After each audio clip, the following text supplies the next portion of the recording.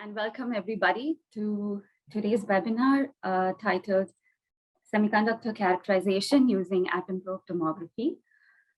Before I start, I just want to mention that although most of the topics I'll be talking about today will be in the context of semiconductor materials and devices, all these or most of these are also applicable to other material systems, although trends might be different. Nevertheless, they are very relevant and even for pure metals, steels, geological samples, and so on. And before I begin, I just want to point you to some resources. Sorry.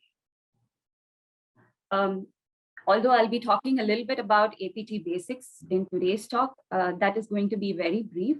So I encourage you to have a look at the previous CCM webinars, which can be found on YouTube, and there's already 3 of them. And here are some Atom Probe textbooks, which I highly recommend reading.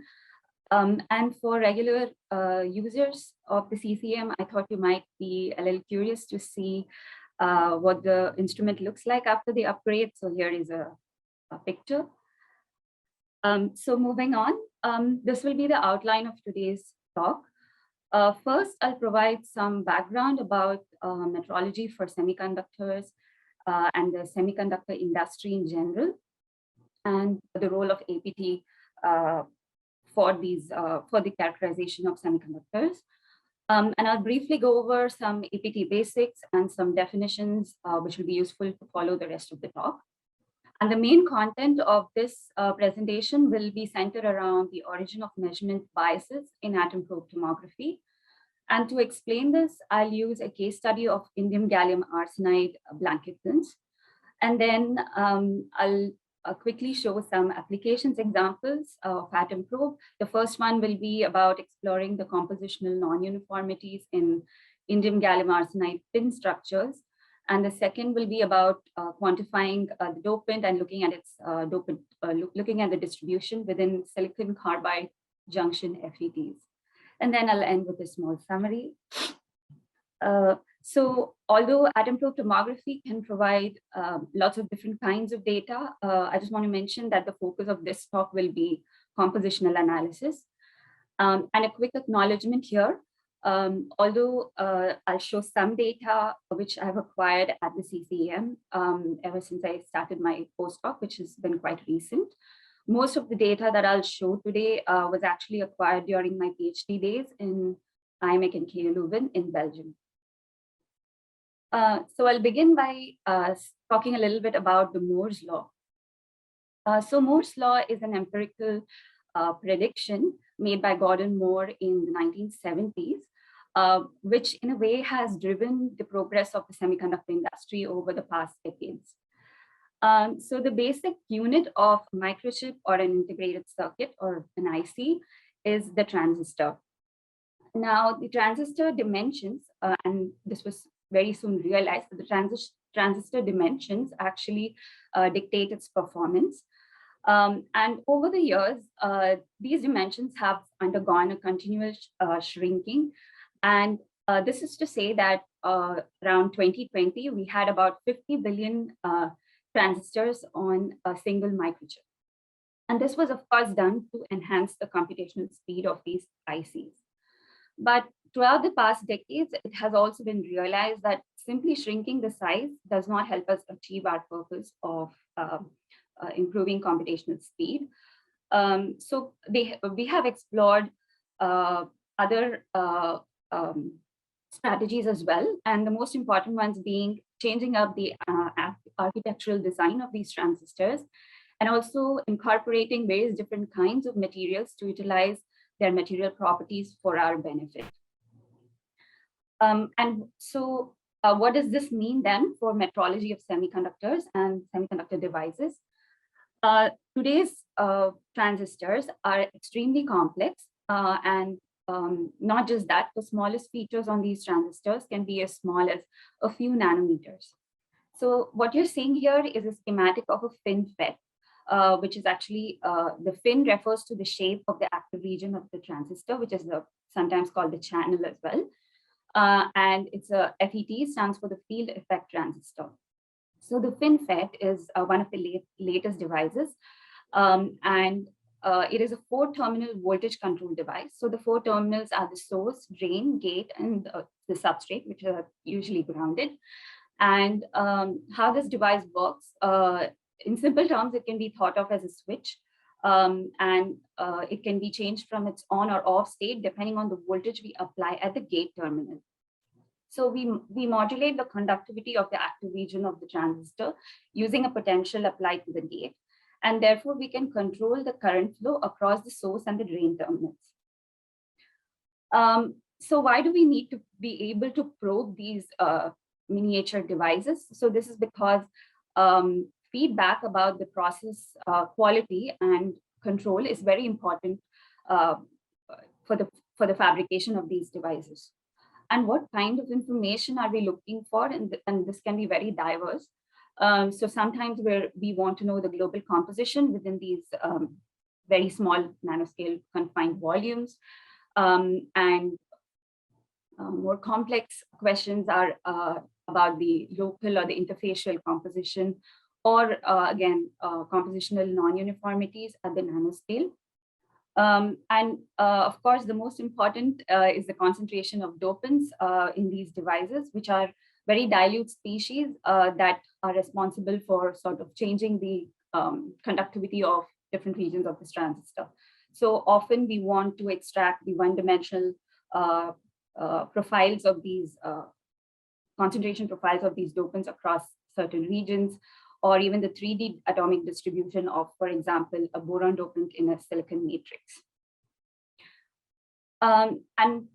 So what are then the requirements for such a metrology technique, and what role does APT play here? Of course, we want an excellent resolution because we're talking about device dimensions in the nanoscale today. And we also want extremely high sensitivity because we are very often interested in dopants. And we want to be able to detect one single boron atom, for example, in a matrix of a million silicon atoms. And the semiconductor industry in general relies on various inline, so that is within the fabrication facility itself, as well as offline characterization techniques. And today I just want to talk about the very well-established offline characterization techniques that are extensively used for semiconductor metrology.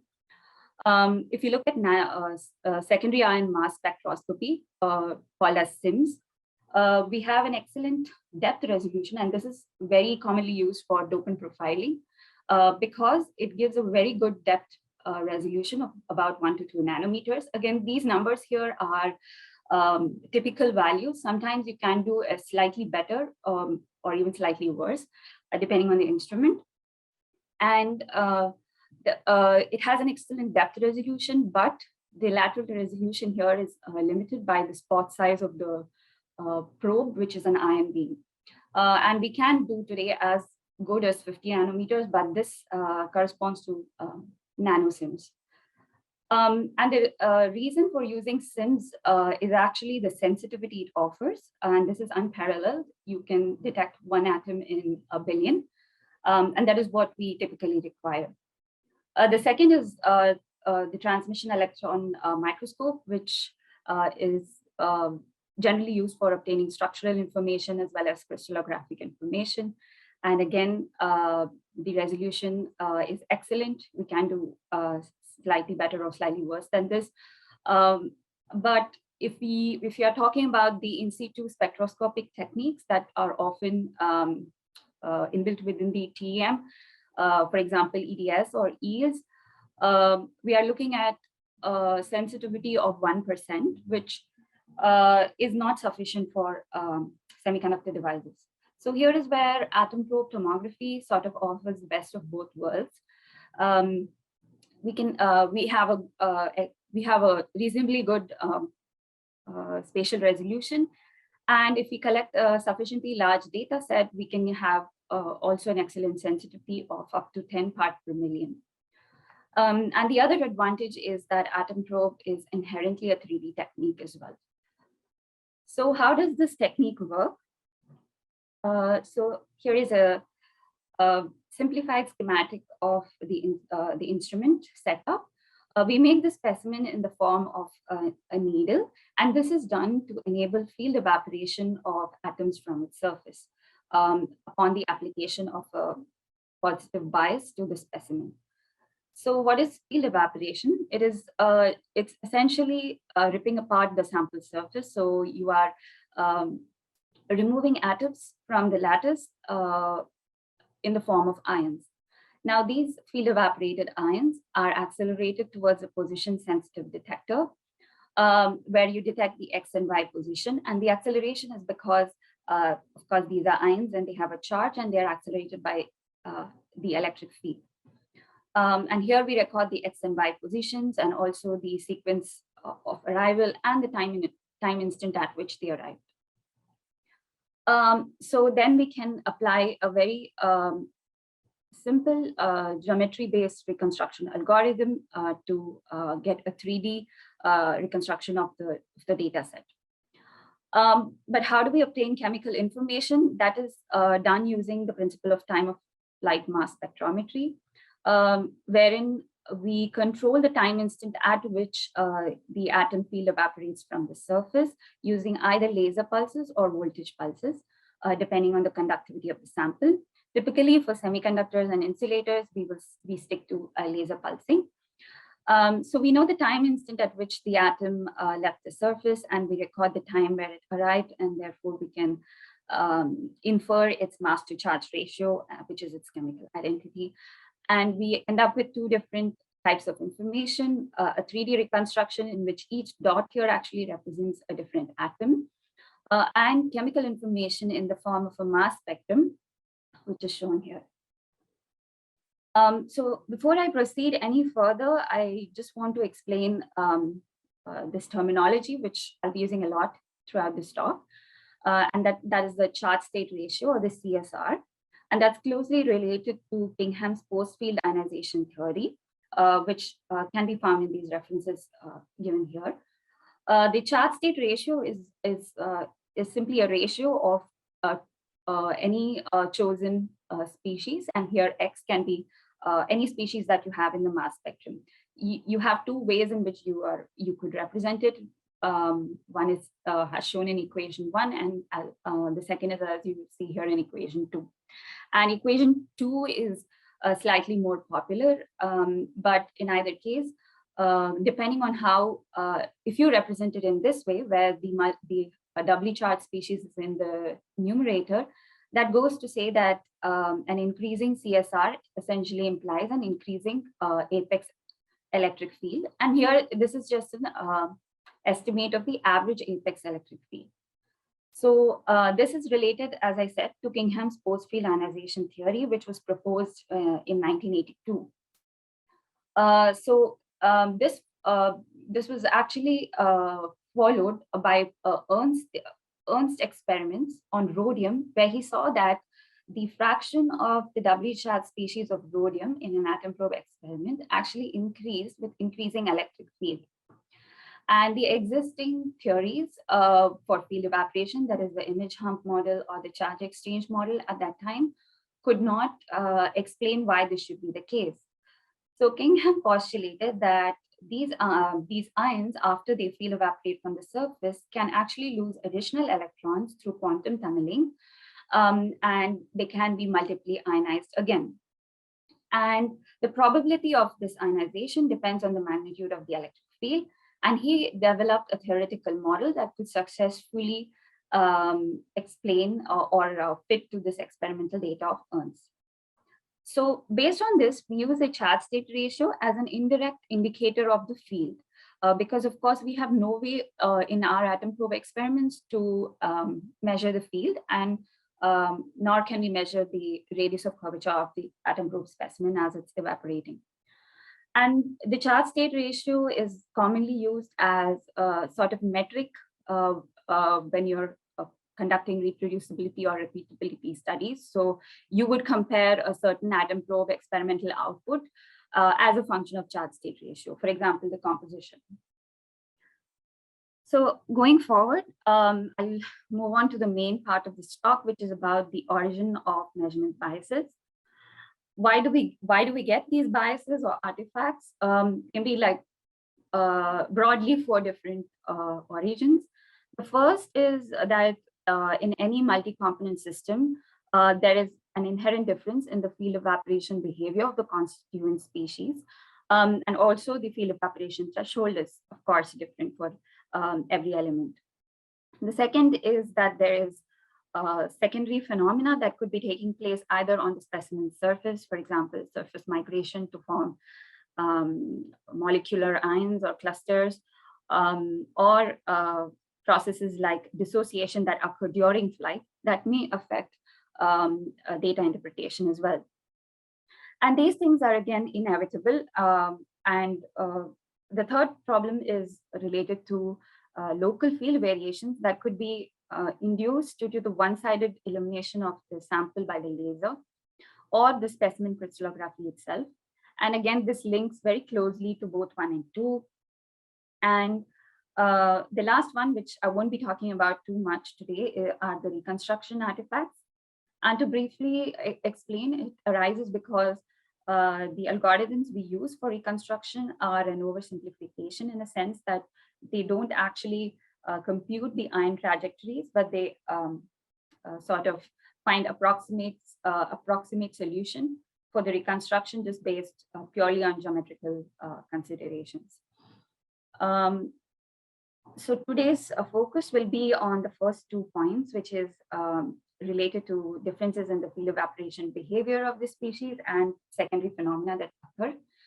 And so I'll be talking about 3 main physical phenomena. The first is fairly well known, and that's uncorrelated evaporation or DC field evaporation, also called preferential evaporation. The second is co-evaporation, which could then lead to multiple events or multi-hits, and then could lead to ion pileup. Co-evaporation is the evaporation of more than one atom on the application of a single pulse. And this happens because field evaporation is a probabilistic process, and at any given instant, there is a probability for more than one ion to field evaporate. And the problem arises, as I will explain in the following slides, because of the detection capabilities we have for such events. The third has to do with molecular ion or cluster evaporation. So I will use molecular ion and cluster, and these things mean the same thing. And this in turn leads to mass spectrum peak overlaps, or could lead to dissociation of these clusters, as well as the possibility of neutral formation during dissociation. And I'll talk about each of these issues in detail. So the first one is uncorrelated evaporation, which is to say that atoms evaporate asynchronously with the pulse. So in the first figure you see here, this is an ideal case where you have a system consisting of elements A and B with field evaporation threshold as shown here in this graph. And let's say we're operating in voltage pulsing mode and at constant temperature. So we do not expect the F threshold values to change. And the blue graph here shows the pulsed field. And this is an ideal case where we see that the DC field, which is at this point, is lower than the threshold field of both A and B. And only when you pulse it, you induce evaporation of both A and B.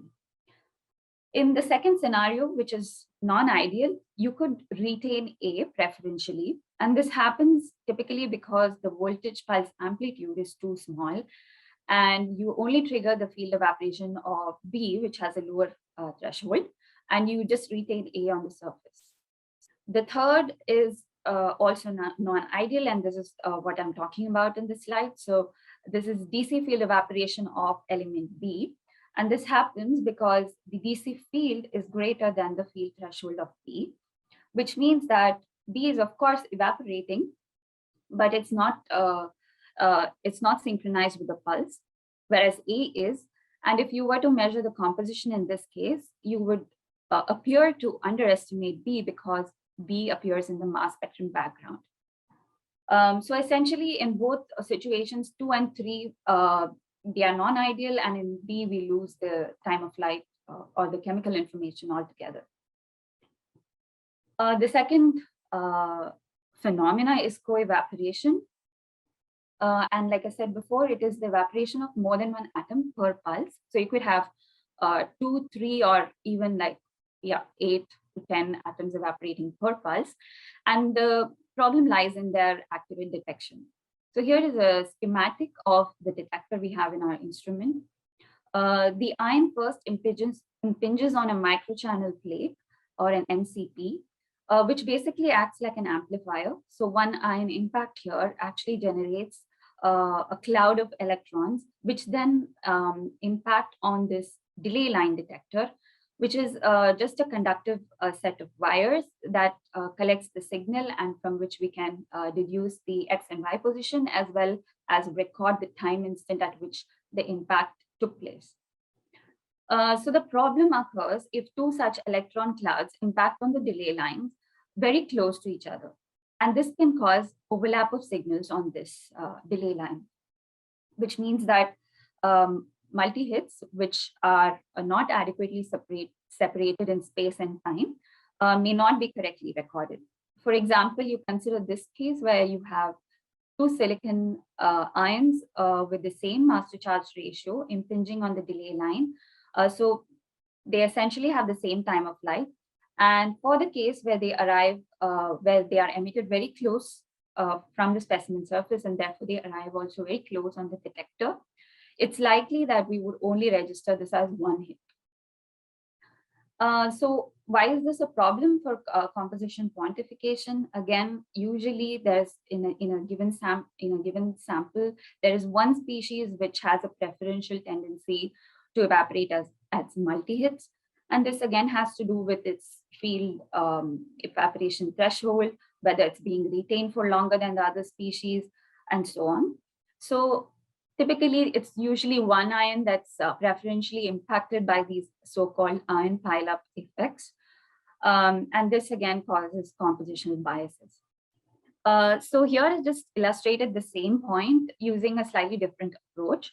So for any atom probe data set, we can extract, say, the double hits, the triple hits, and so on. So here I've just extracted the double hit pairs.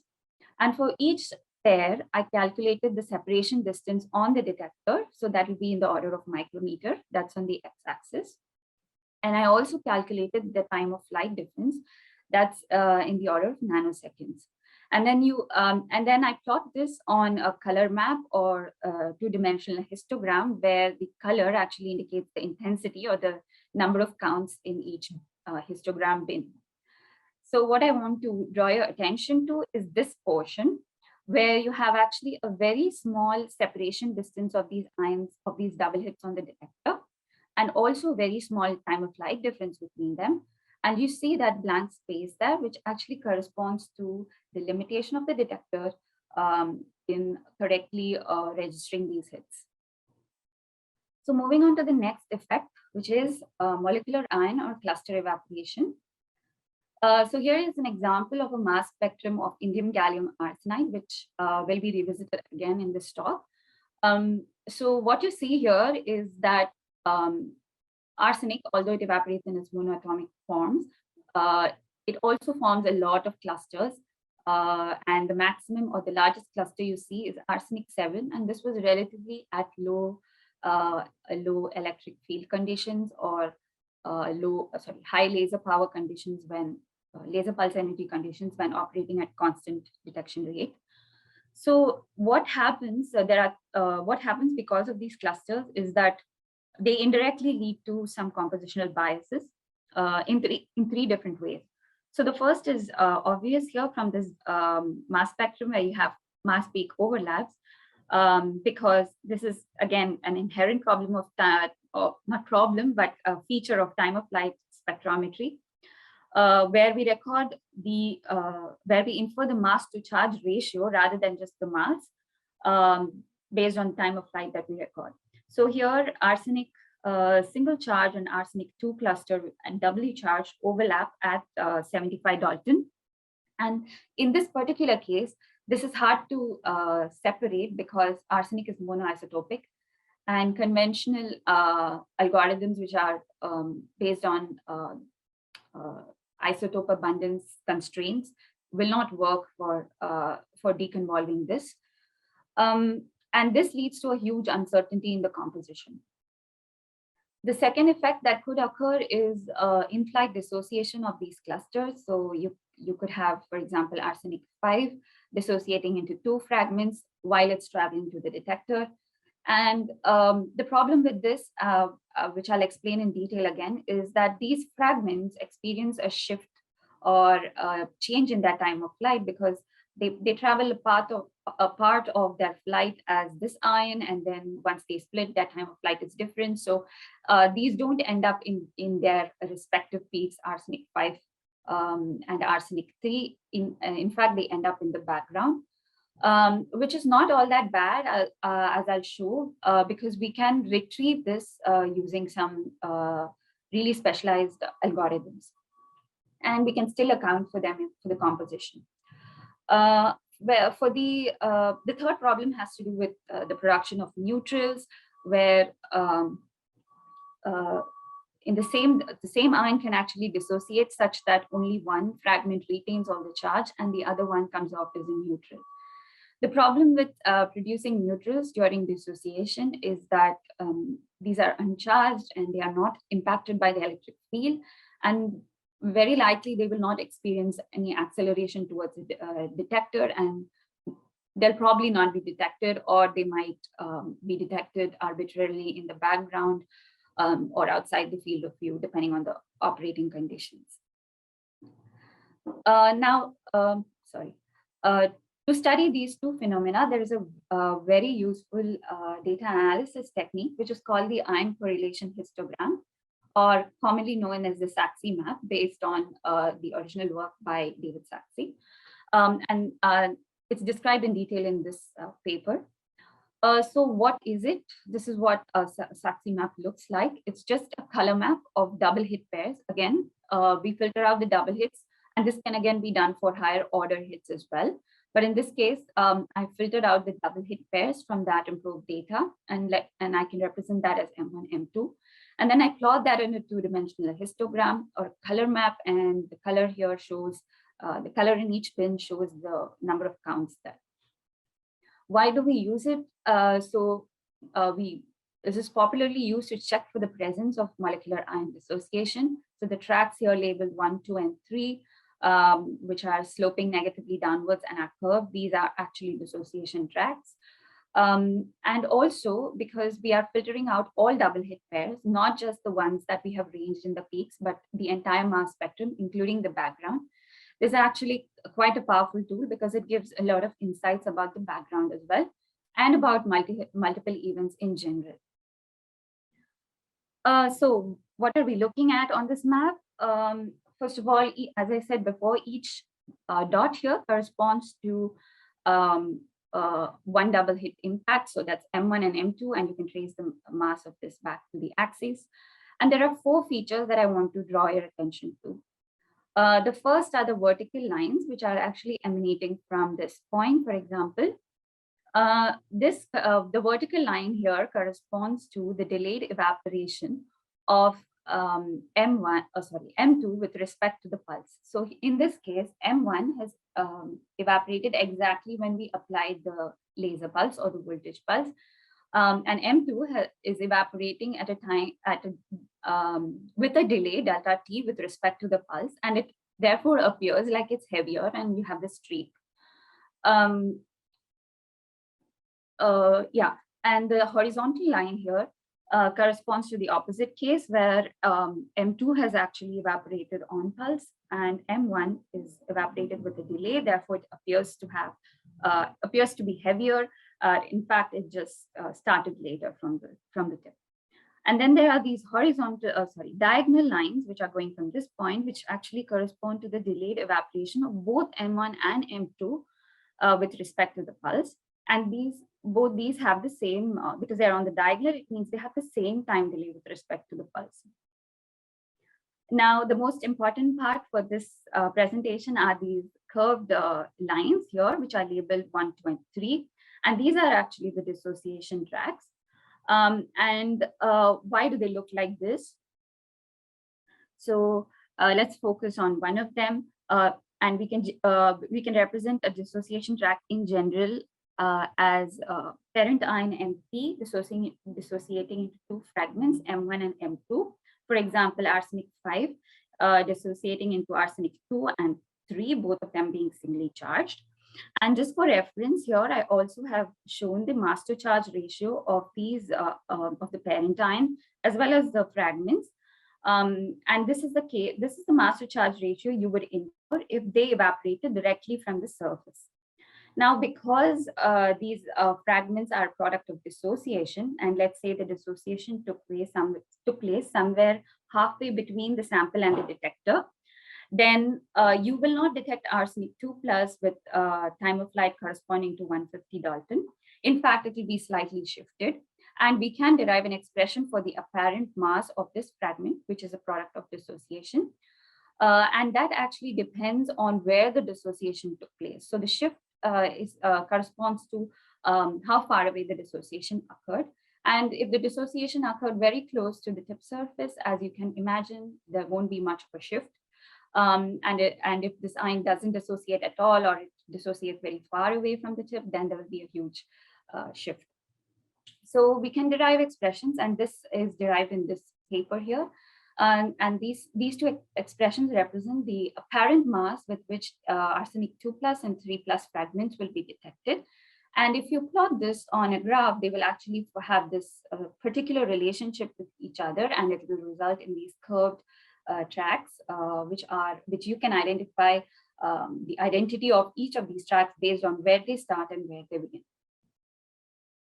I'll be using this going further, but having explained this, I'd like to move on to the case study, which was about composition quantification in indium gallium arsenide, where we had two objectives.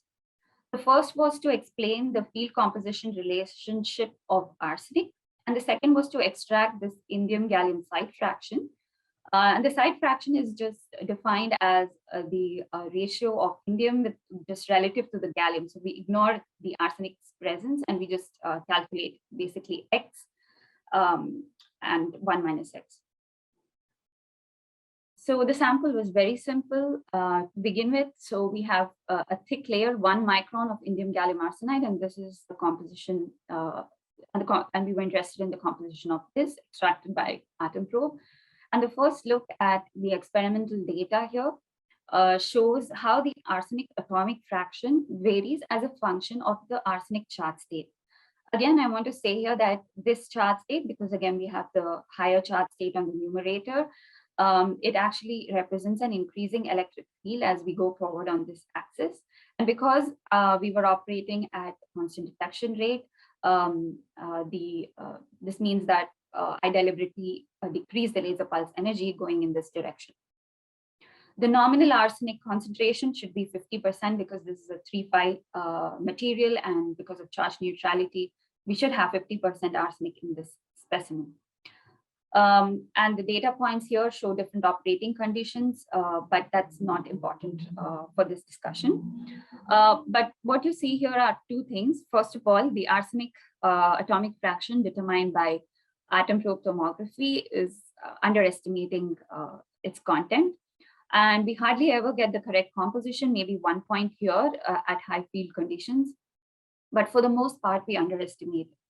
And the underestimation is also proportional to the electric field, where inversely proportional actually, where we have a greater underestimation at low field operating conditions. And we look at the indium side fraction again. Please note that this axis is a bit zoomed in, so it looks like it's varying a lot, but in fact, and I will show later, within a certain chosen operating window, this indium fraction is actually quite reliably estimated by atom probe tomography. And again, the nominal indium side fraction is shown on this graph with the dotted line. But I will first focus on arsenic, the arsenic curve. And the objective was, of course, to explain this, the shape of this curve. So I picked 2 points at the extremes of this graph, at low field and the highest field. Now, this low and high are just relative terms with respect to this graph. And at low field operating conditions, this is the mass spectrum that I obtained. So this is low field, so essentially high laser pulse energy. And what you see here is extensive clustering, arsenic 7 being the largest cluster, and a very acceptable background estimate.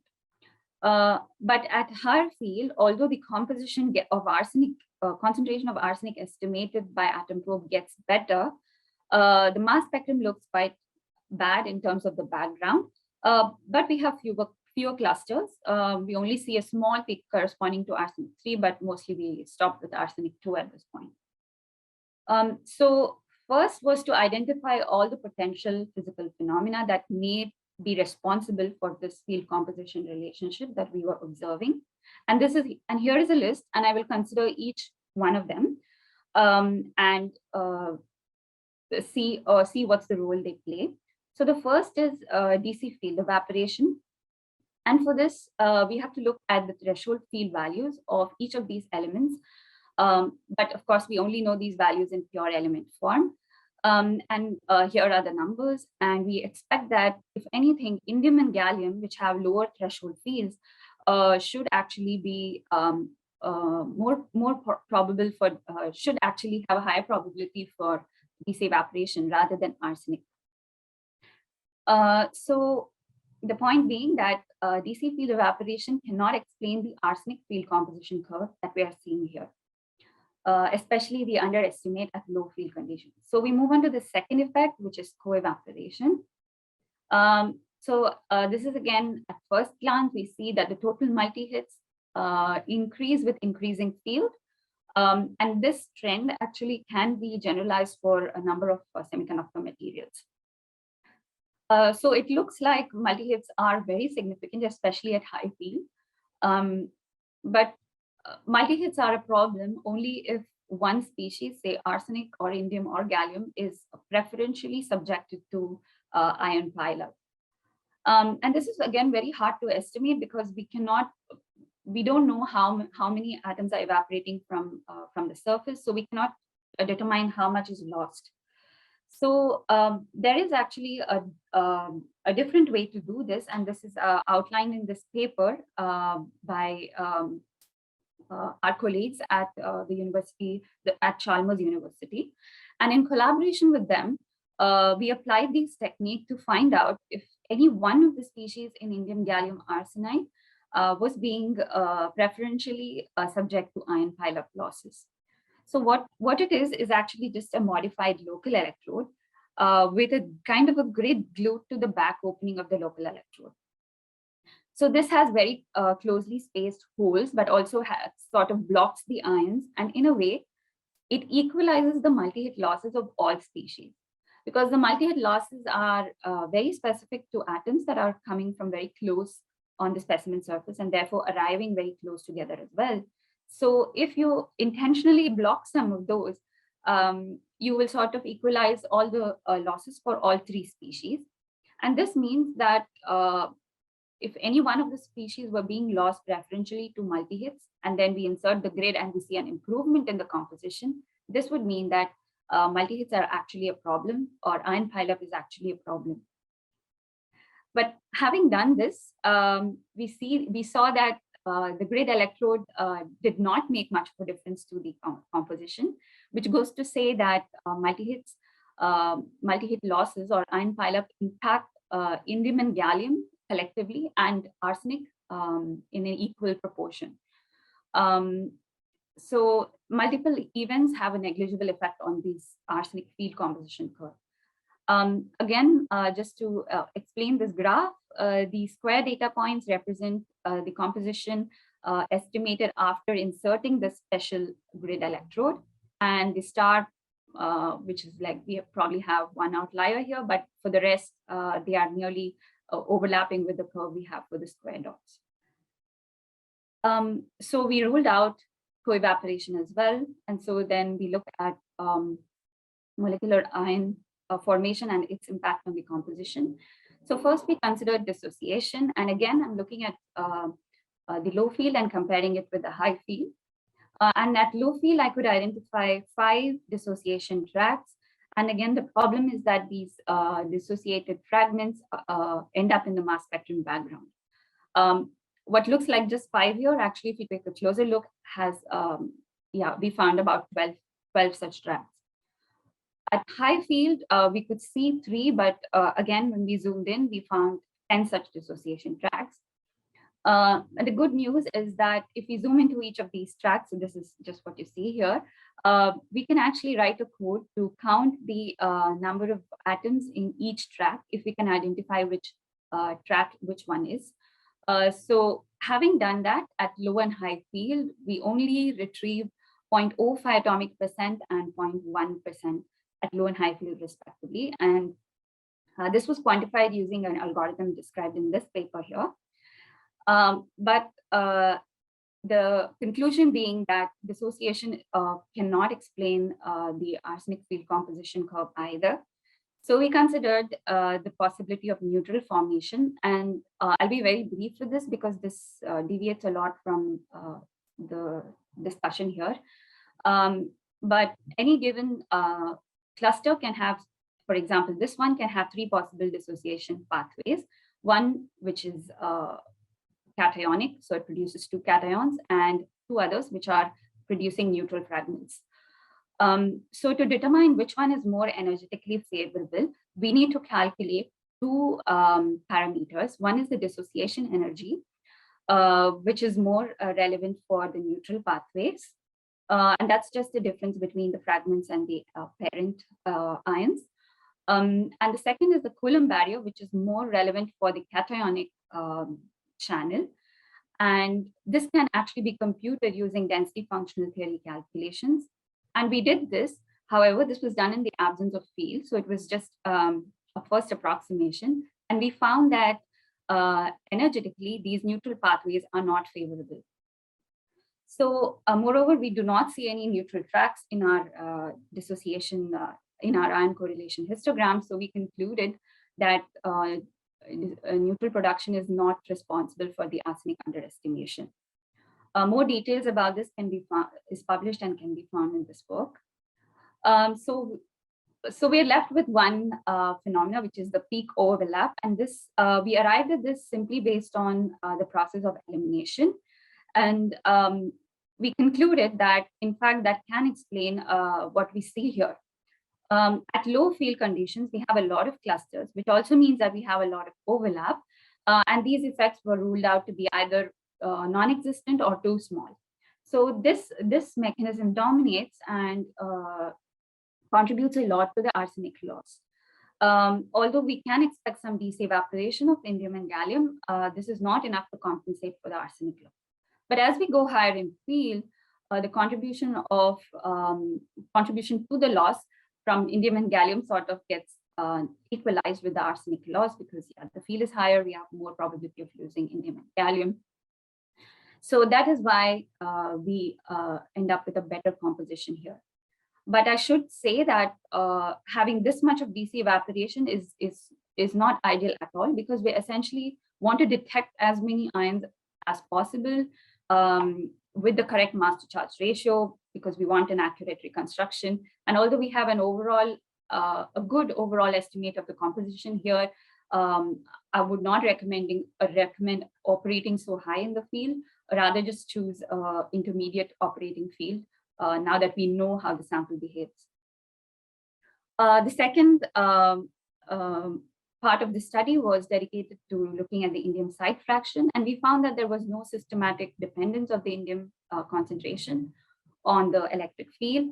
And if we sort of choose this operating regime, we can find that the data is actually quite accurate and also reproducible. So with that, I'll just show 2 small examples where we, first one in which we applied the knowledge from this previous study to look at composition non-uniformities in indium gallium arsenide thin structures. This is the sample description. We had these pin structures, which were actually given to us mid-processing. And they were backfilled in between with indium phosphide. And the objective was to look at the compositional uniformity or non-uniformity of the indium along the depth of these fins. And this indium gallium arsenide sample was very similar in composition to the previous study that I showed. And here is a STEM image of the two fin sizes that we were interested in. One was the 100 nanometer width, so the width is 100, and this one is much smaller. So we chose either 16 or 20 nanometer fins for the smaller ones. And what we saw was along the fin depth, we plot. So what you see here is the depth profile or the concentration of various species as we go down the sample. This part is the indium phosphide, this is the indium gallium arsenide fin, and this is the gallium arsenide part of it, and here is the silicon substrate. So as we go through this in gas layer, we see a spike in the indium, which is of course not consistent with what we expect, and is definitely not an artifact, because with the 100 nanometer width, we could remove all surrounding materials, so we don't have trajectory overlaps that could impact this estimate. So we could say for sure that what we see is in fact what is actually in the sample. And since we know that the indium content was reliably estimated by Atom Probe, that also increased the confidence levels of our data. The second case was the 20 nanometer fin, which was more tricky, but it helped that we had the larger fin for comparison. And here again, we go from the indium phosphide layer down to the InGas and then to the gas. And we see that again, there is a spike of the indium content towards the bottom of the InGas layer. And this again is unexpected, but for the most part, we have an underestimate of the indium with respect to the nominal. And we restricted ourselves from drawing too many conclusions about this because we have indium phosphide surrounding an indium gallium arsenide layer here. And these two will essentially have different field evaporation behavior. There could be some reconstruction distortions as well as trajectory aberrations that the indium from the indium phosphide could interfere with the indium from the indium signal from the InGas. So that was a bit more tricky. So the second example was here conducted with our industrial customers at the CCEM. And this was to look at the dopant distribution in a silicon carbide junction FET, or in the channel specifically. So this is a SEM cross-section image of the chip that they had. And they were interested to look at the dopant concentration in this region here, which was like slightly below the gate, which is shining brightly here in this image. So the dopant in this case was aluminum, and here is the APT reconstruction. This is the nickel gate that you saw that was bright in the previous image. And the region below it is silicon carbide with aluminum dopant within it. And we have also these small peaks of aluminum in the mass spectrum. And if you look more closely at this distribution of the aluminum within the silicon carbide, we've actually found that the distribution was highly inhomogeneous. And this is, again, undesirable and unwanted because it may lead to variability between devices, because, of course, the dopant isn't going to cluster in the same way in different regions of the silicon carbide. And this was a very valuable input that helped, in a way, as feedback for the device growth. So with this, I'll just end with a summary. So we demonstrated that Atom Probe can provide invaluable insights about the fabrication process of semiconductor devices, for example, local composition inhomogeneity in very complex and very small semiconductor devices, and could also give some insight into the origin of device-to-device variability. However, when exploring any new material with Atom Probe, it is very important to kind of thoroughly explore the parameter space and look for the optimal operating conditions. And if this is not possible to do, then it's also recommended to look at literature for previous studies on the same materials. And like I said, for many semiconductor materials, many trends in experimental parameters and outputs can actually be generalized. Knowing the origin of these measurement biases and any field-dependent trends can greatly help data interpretation and enhance overall accuracy as well as reliability. So with this, I thank you for your attention, and I'll try my best to answer any questions if you have them.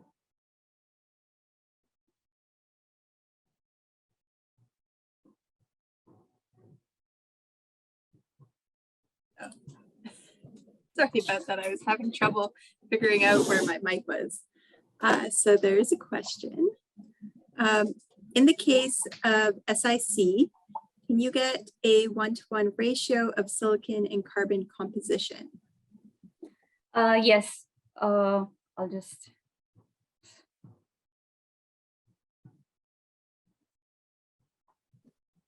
My screen seems to have frozen, but I'll just answer that question without my slide. So yes, indeed, we could get a composition estimate of silicon and carbon, as well as, of course, the dopant, which was aluminum. And we found that carbon was actually underestimated by, say, about 4 to 5%. Silicon and carbon should be about 50-50 each. But we found an underestimation of the carbon. But we didn't go into detail about why this could be the case. But as you saw, the mass spectrum contained a lot of clusters. And yeah, that could have caused dissociation, multiple hits. So yeah, at this point, it's just speculative. Great, thanks. If there are any other questions, please put them in the Q&A.